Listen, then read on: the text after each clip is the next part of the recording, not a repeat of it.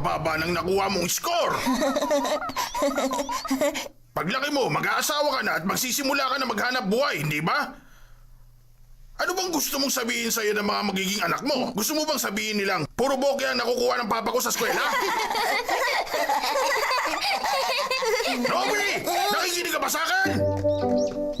Anong pangarap niyo paglaki niyo? Pangarap kong maging nurse. Ako gusto kong makapag-asawa. Sino magiging asawa mo? Oo nga, sino kaya? Hindi ko pa alam kung sino mapapangasawa ko. Kung magpapakasal man ako pagtanda ko, ang gusto ko, yung babaeng kamukha ng popstar na si Maru Marui. Anong problema, Giant?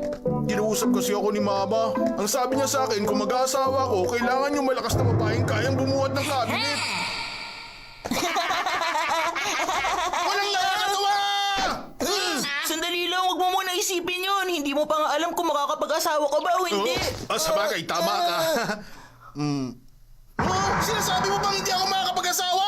Tapos ikaw makakapag-asawa, ganon? Makakapag-asawa naman talaga ako. Si Nobita ikakasal? Huwag ka nga mangarap. Paano makakapag-asawa ang gaya mo na puro zero ang nakukuha sa exam? Ang bilis talaga ng panahon, ano? Parang kahapon lang kasi simula pa lang niya ng kinder. Hindi mo mamamalaya, nasa elementary na. At hindi magtatagal na sa high school na siya. Pagtapos nun, nasa college na po siya agad. Ay, naku, sana may mapasahan siya.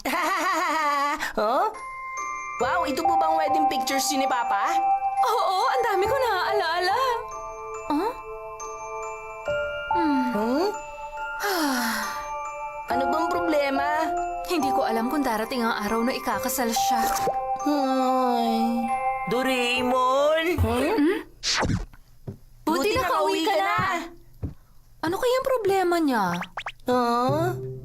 Hindi ko talaga maintindihan. Paano kaya kung halimbawa lang naman hindi ako makapag-asawa, anong gagawin ko? Ay, talaga ba nag-aalala ka tungkol dyan?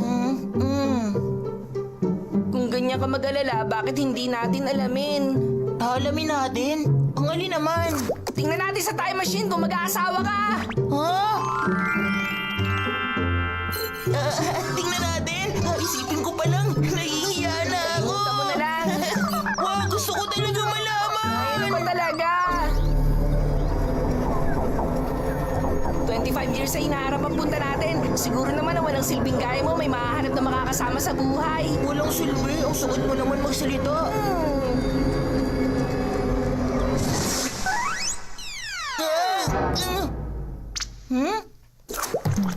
Bakit sa banyo tayo lumabas? Siguro pinaayos ang lugar na to. Ganun ba? Ano to? Ano naman meron dyan? Wala, puro toilet ang nandito. Ang bahay namin naging public toilet na?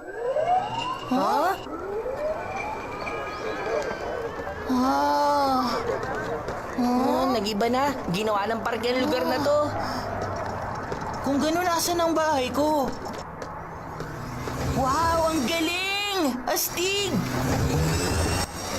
Wow, ang mga sasakyan, kakaibang itsura!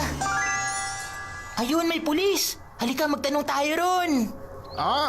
Ang baging yun ng lugar na ito ay ginawa ng parke. 10 taon nang lumipas. Ganun naman pala. Sandali, si Mr. Nobby ang hinahanap nyo? Si Nobita Nobi, siya yung batang laging wala sa sarili at wala magawang tama. Doon nakatira si Mr. Nobita Nobby. Lumipat siya ron sa mataas na gusali. Nasa ika-12 palapag, apartment number 68. Salamat po!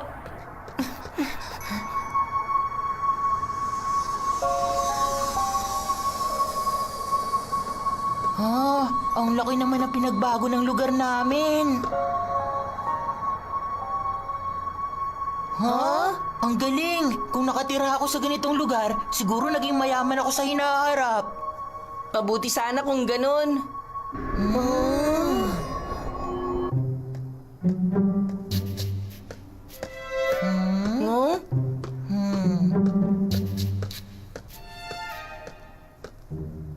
Dito na yon.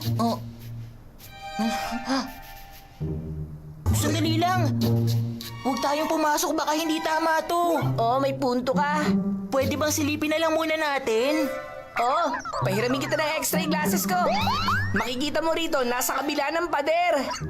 Makikita ko sila gamit to? Kahit na ito ang magiging bahay ko sa hinaharap, hindi magandang sumilip ako, hindi ba? Anong gagawin ko? Ibalik mo na lang. Titingnan ko. Ayun! Nandito siya, Doraemon! Ang magiging asawa ko! Nandiyan talaga siya sa loob! Sino naman siya? Nakatalikod siya eh, hindi ko makita.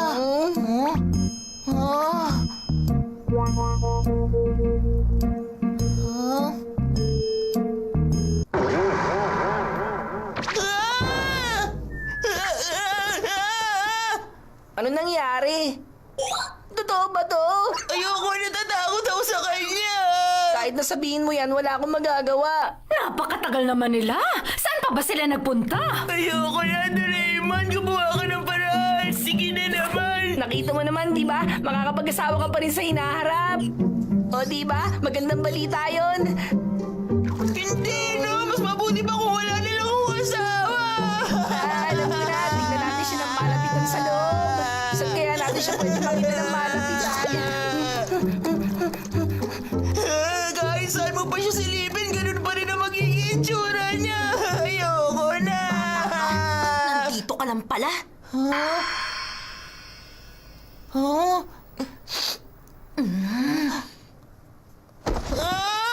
Sige na, pumasok ka sa loob. Hindi, ayoko! Ayoko siya makita!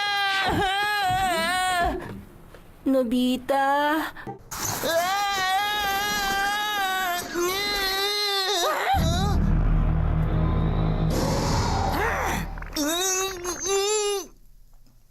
Bakit ba gustong-gusto mong pinapaiyak ang baby Sunetaro ko, ha?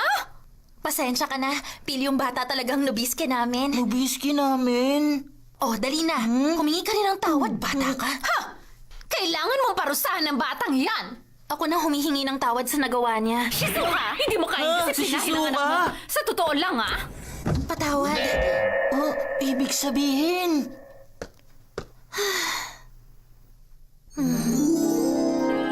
Siya ba si Shizuka 25 years sa hinaharap? Tapos itong si Nobiske, kamukha ko pala. Ibig sabihin ba nito, siyang magiging anak ko? Tapos si Shizuka ang mama niya. Kung ganun, ibig sabihin...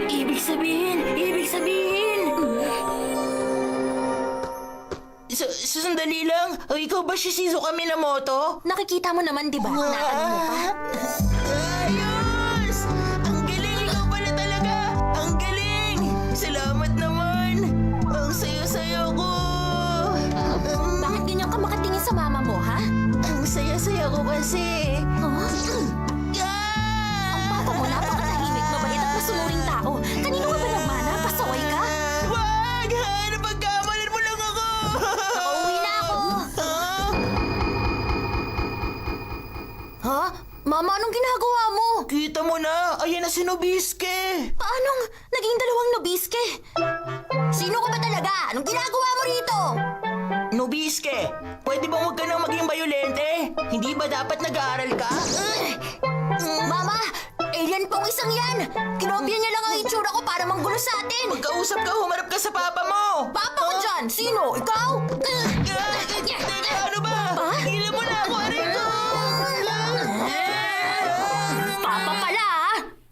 Ang tagal lumabas si Nobita.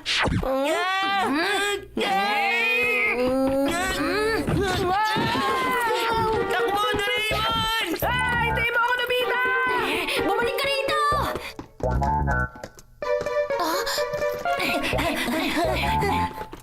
Doraemon? Doraemon, bilis! Bumalik na tayo sa time machine! Hinahabol niya na tayo!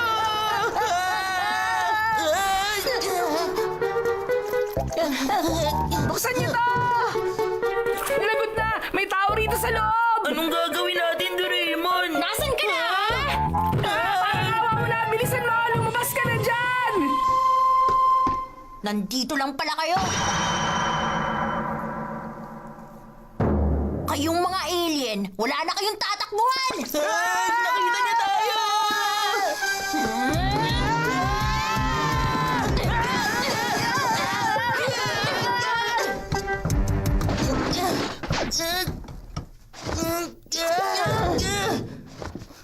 Napaka-bayolente ng botang yon.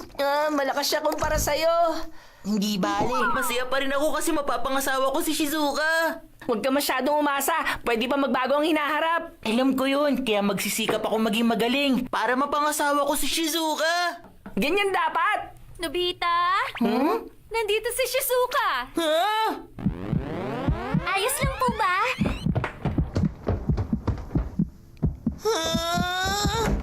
Uy, hello, Nobita! Huh? Bakit nagtago pa siya sa ilalim at mukhang nahihiya?